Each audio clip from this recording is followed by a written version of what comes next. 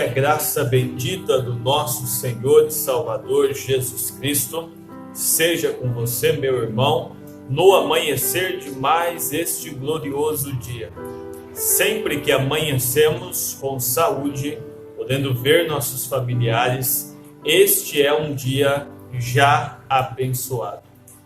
Infelizmente, estamos vendo muitas pessoas, muitos familiares que não podem mais ver seus entes queridos internados em hospitais e vivendo situações muito difíceis.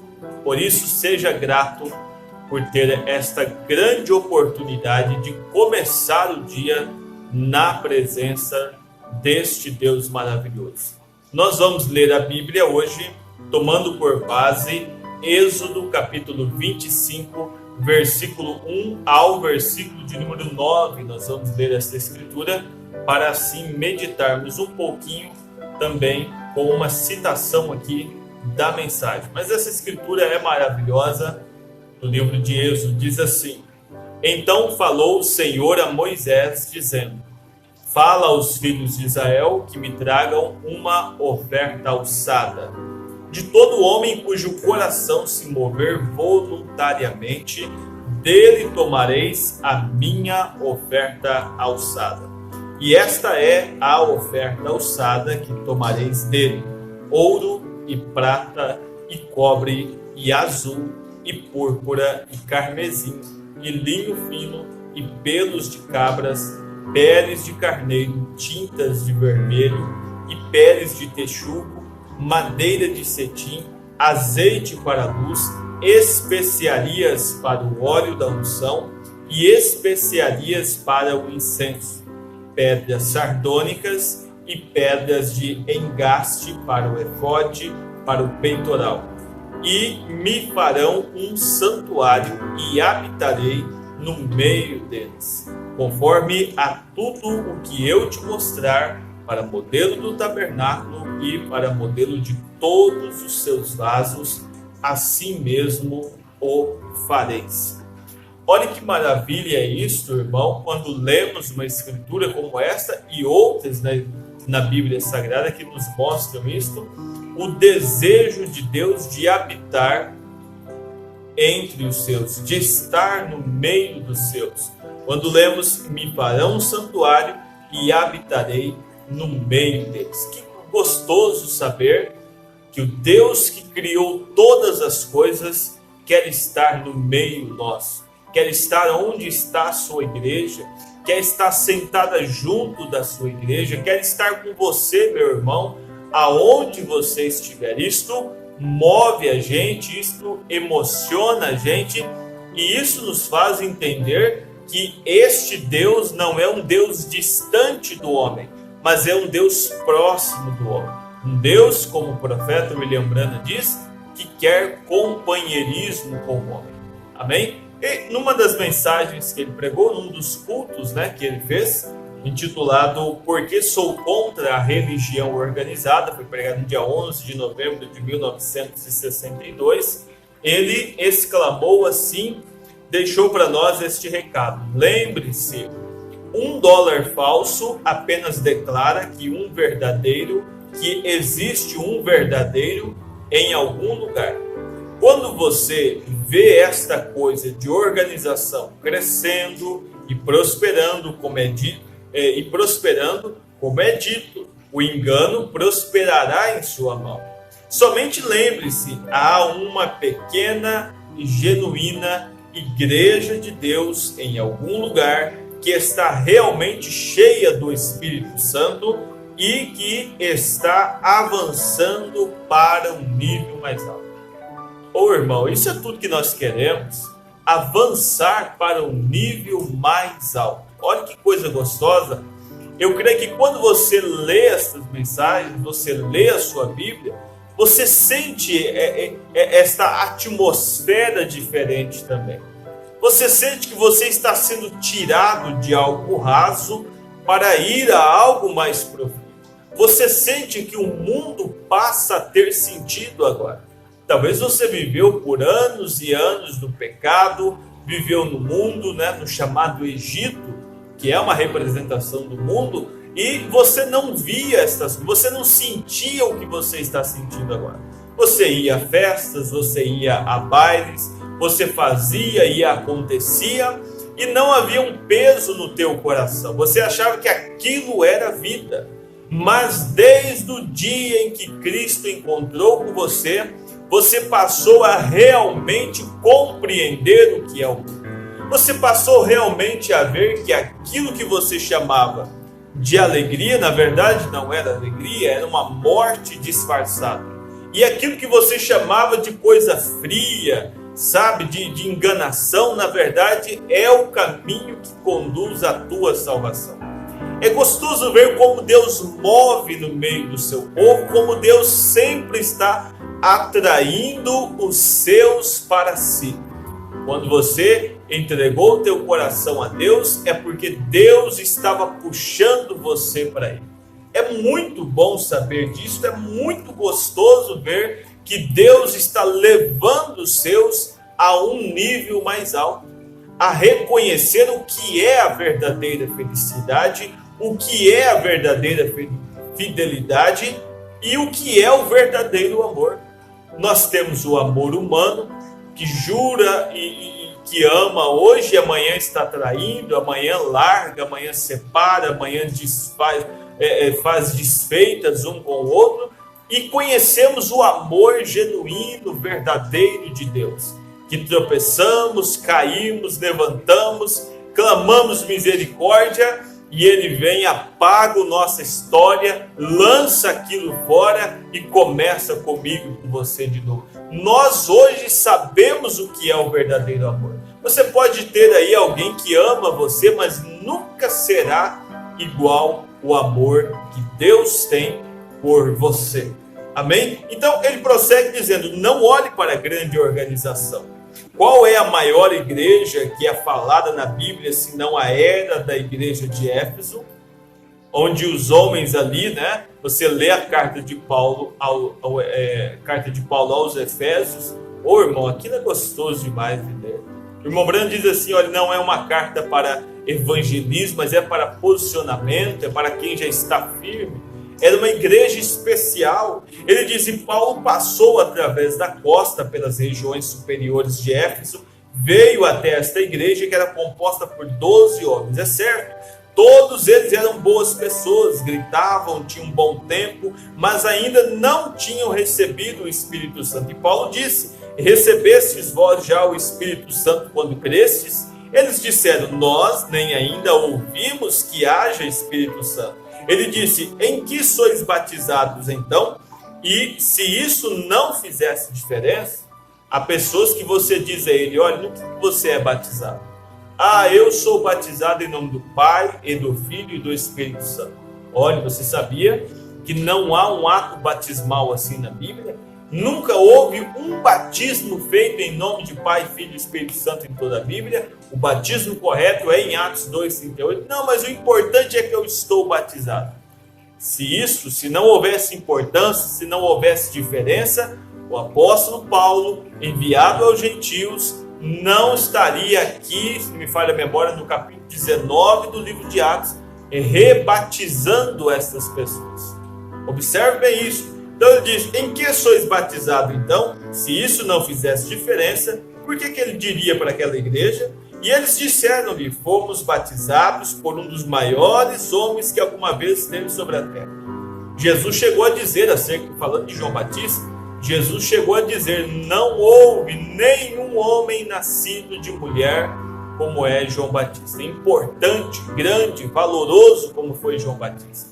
Então ele diz, nós fomos batizados, né, por um dos maiores homens que alguma vez esteve sobre a terra. João Batista, quem batizou o nosso Senhor. Aquele batismo não é bom o suficiente? Ele diz, não, Senhor. Não era. Ah, mas foi João Batista que batizou. Mas precisa novamente. Veio da ordem, não sei de quem, o grande, mas é preciso seguir o que está dentro da Bíblia. João não estava em desacordo com a Bíblia, porém quando João batizou, ele batizou para um arrependimento. Olha, o Cristo estava ali. Entende isso? Então ele diz assim, vamos deixar o irmão Brando dizer para não confundir você aí.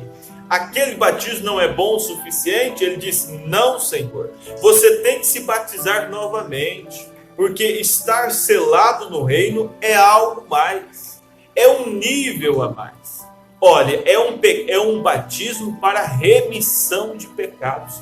O homem que tem coragem de confessar os seus pecados, de aceitar que ele precisa da direção de Deus, este é um grande homem. Não é aquele rico, não é aquele bem estudado, não é aquele cheio de força física, mas o homem que tem capacidade de pedir perdão dos seus pecados, de clamar misericórdia a Deus, de entender que ele sem Deus não é nada. Este é o grande homem, esta é a grande mulher que a sociedade deveria admirar. A sociedade deveria amar estes exemplos. Amém? Então ele diz assim, olha, João batizou para o arrependimento e não para a remissão dos pecados, que deveriam crer no que haveria de vir, isto é, em Jesus. Quando Jesus veio, cumpriu o seu propósito, então era hora de batizar nele. Ele veio para a remissão dos pecados. Não mais apenas para o arrependimento, que João estava preparando ali eles para isso, crendo, esperando aquele que havia de vir, que era o próprio Jesus. Quando Jesus veio, então Paulo encontra eles e diz, olha, é necessário agora que haja um novo batismo, dizendo que deveriam crer no que haveria de vir, isto é, em Jesus. E quando ouviram isto, foram batizados, rebatizados no nome de Jesus Cristo. Pastor, eu posso ser rebatizado? Sim. A começar, se você não é batizado em nome do Senhor Jesus Cristo, que eu volto a dizer, é o único batismo que você encontrará na Bíblia. É no nome do Senhor Jesus Cristo. Ah, mas Jesus deu a ordenança em nome do Pai, e do Filho e do Espírito Santo. Sim, e isso para que você compreenda talvez mais fácil, né? Nosso tempo vai passando, é como se fosse uma parábola para você compreender. Quem é este Pai, quem é este Filho e quem é este Espírito Santo? O que ele estava apontando ali? Ele diz, batizando-as no nome do Pai, do Filho e do Espírito Santo. Pai não é nome, é um título, é um atributo, é uma qualidade. Você que é chefe de uma família, você é pai, mas seu nome não é pai. Você tem um nome para ele. Entende isso? Então, quando Jesus disse, olha, batizando-as em nome do Pai e do Filho e do Espírito Santo, ele estava esperando que a revelação clareasse na mente das pessoas e as trouxesse ao batismo correto. E você vê isso aqui em Atos capítulo 2, quando o Espírito Santo desceu no Pentecoste, aqueles homens, guarde bem o que a Bíblia diz, eles estavam cheios do Espírito Santo. Pedro fez um discurso de aproximadamente, diz a Bíblia, 15 minutos, converteu 3.000 almas para o Senhor. E quando ele foi batizar, versículos 37 e 38 do capítulo 2 do livro de Atos, você vai ver então que ele, cheio do Espírito Santo, não é de enganos, cheio do Espírito Santo, faz então aquela grande colocação de Atos 2,38, arrependei-vos e cada um de vós seja batizados em nome do Senhor Jesus Cristo para a remissão dos pecados. Em nome do Senhor Jesus Cristo. Agora, um homem cheio do Espírito Santo poderia errar ali? Ele não foi contra Deus, ele estava cumprindo o que Jesus disse. Ele estava mostrando o que era a revelação daquilo que Jesus disse. Compreende isso? Então ele prossegue dizendo assim, olha, e quando ouviram isso, foram rebatizados no nome de Jesus Cristo. Exatamente certo. Eles seguiram as Escrituras. Aí você vê Atos 2, Atos 8, Atos 19. Você vai vendo várias Escrituras mostrando que todos os discípulos batizaram apenas no nome do Senhor Jesus Cristo. Não houve batismo em nome de Pai, Filho e Espírito Santo na Bíblia. Não houve um que desceu as águas e um apóstolo ou um irmão diz para ele, eu te batizo em nome de Pai, Filho e Espírito Santo. Não houve nenhum. Guarde bem isso, não é para desfazer de você, mas que isso esclareça para você. E você pode ir na história, você encontrará que até o ano 300, mais ou menos depois de Cristo, todos os atos de batismo dos cristãos ali era feito em nome do Senhor Jesus Cristo. Do ano 325 em diante, quando o concílio foi feito, dali em diante, homens decidiram então que deveria ser, era o início ali do movimento católico, né, da Igreja Católica, por assim dizer, começou então a mudar isso. Mas até então, todo o ato de batismo era em nome do Senhor Jesus Cristo. Amém? Não estamos aqui para aprofundar nos assuntos, mas apenas para esclarecer alguma coisa, deixar você para que você pesquise isso, procure isso, e aí na tua cidade, com o teu ministro, com o teu pastor, procura um tabernáculo aí, eles vão te explicar, te orientar isso perfeitamente, com mais tempo, vão esclarecer isso para você. Amém? Então ele disse, você sabe, na dedicação desta manhã, Moisés seguiu o exemplo que viu no céu e armou uma tenda para representar isso, um tabernáculo lá no deserto. O que fez Salomão quando construiu o templo? Ele seguiu o exemplo de Moisés, que armou uma tenda, mantendo a escritura em linha. E quando Deus vem a seu templo, nos últimos dias, este templo, o Espírito Santo, um corpo me preparaste. A Bíblia diz isso, um corpo me preparaste. É o templo do Espírito Santo hoje. Você é a morada de Deus hoje. Por isso Deus quer estar aí em você. Do mesmo jeito que ele quis ter companheirismo lá com Israel no deserto, ele quer ter companheirismo com você agora. Ele quer habitar nesta sala de controle do seu coração. Ele quer assumir o controle da sua vida.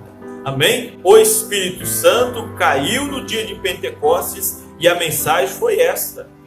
A mensagem do Pentecoste deveria estar ecoando, não é apenas gritos, pulos, como se dá a entender hoje. Parece que você fala de Pentecostes hoje, o entendimento das pessoas é de louvores agitados, de pulos, né, de avivamentos, de tudo mais. Quando na verdade a mensagem do Pentecoste é esta: arrependei-vos. Arrependei-vos, cada um de vós seja batizado em nome de Jesus Cristo para perdão dos pecados e recebereis o dom do Espírito Santo, porque a promessa nos diz respeito a vós, a vossos filhos e a todos que estão longe, a tanto quantos Deus nosso Senhor chamar. Essa é a promessa. Deus quer habitar em você ainda hoje. Deus quer fazer também morada em você ainda hoje. Está você pronto para arrepender-se dos seus pecados e para entregar sua vida a Jesus? Creia nisto, meu irmão. Deus quer morar dentro de você.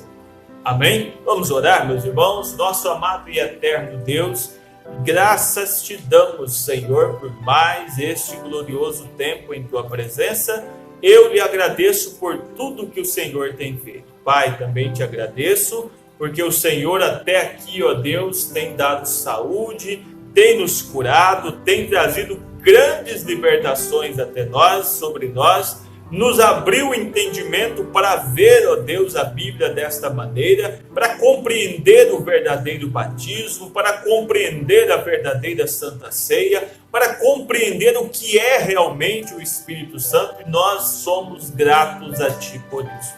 Por hoje, poder ver a Bíblia da maneira como a vemos. Eu te dou graças, Senhor, e peço que Tu uses, ó Deus, mais uma vez de misericórdia, para com aqueles que estão internados, para com aqueles que estão nos leitos de hospitais, para os nossos irmãos que atravessam horas difíceis. Senhor, proteja, esteja ao lado de cada filho, de cada filha, da minha família, da família de cada um que nos ouve, que a bênção do Senhor esteja sobre nós e que esta onda de morte que está varrendo o país não atinja os nossos lares. É o que nós te pedimos, Senhor. Dê sabedoria aos governantes, dê sabedoria aos médicos, dê saúde a eles, para que possam, Senhor, conduzir isto da melhor forma possível, e que o Senhor use de misericórdia e nos dê, ó Deus, a solução para esses problemas.